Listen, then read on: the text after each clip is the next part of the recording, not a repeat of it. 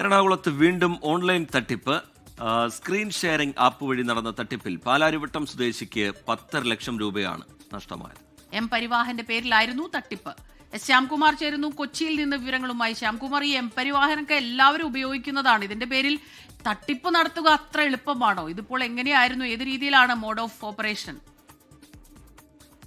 74 വയസ്സുള്ള ഒരു ആളെയാണ് തട്ടിപ്പിന് ഇരയാക്കിയത്. ഇദ്ദേഹത്തിന്റെ ഫോണിൽ ഇദ്ദേഹം എം പരിവാഹൻ ആപ്പ് വഴി പിഴയടയ്ക്കണമെന്ന് കാണിച്ച് ആദ്യം ഒരു സന്ദേശം അയച്ചു. ഇതിനോട് ഇദ്ദേഹം പ്രതികരിച്ചതോടെ ഇദ്ദേഹത്തിന്റെ ഫോണിന്റെ നിയന്ത്രണം സ്ക്രീൻ ഷെയറിംഗ് ആപ്പ് വഴി ഇവർ സ്വന്തമാക്കുകയായിരുന്നു ഈ തട്ടിപ്പുകാർ.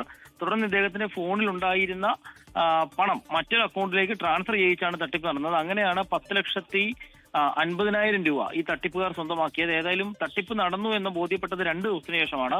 ഇതോടെ 74 വയസ്സുകാരൻ പരാതിയുമായി പാലാരിവട്ടം സ്റ്റേഷനിൽ എത്തുകയായിരുന്നു. നിലവിൽ പാലാരിവട്ടം പോലീസ് കേസ് രജിസ്റ്റർ ചെയ്ത് അന്വേഷണം ആരംഭിച്ചിട്ടുണ്ട്. ഏതായാലും തട്ടിപ്പുകാർ ഇതര സംസ്ഥാനക്കാരാണ് എന്നുള്ള വിവരം കൂടി പോലീസ് സ്ഥിരീകരിക്കുകയും ചെയ്യുന്നുണ്ട്. ലോകത്തെവിടെയായാലും ഏത് സമയത്തും 24 വാർത്തകളും ഓഗ്മെന്റഡ് റിയാലിറ്റി പാക്കേജുകളും എക്സ്പ്ലെയിനറുകളും വിശദമായി കാണാൻ ഞങ്ങളുടെ യൂട്യൂബ് ചാനൽ നിങ്ങൾക്ക് സബ്സ്ക്രൈബ് ചെയ്യാം.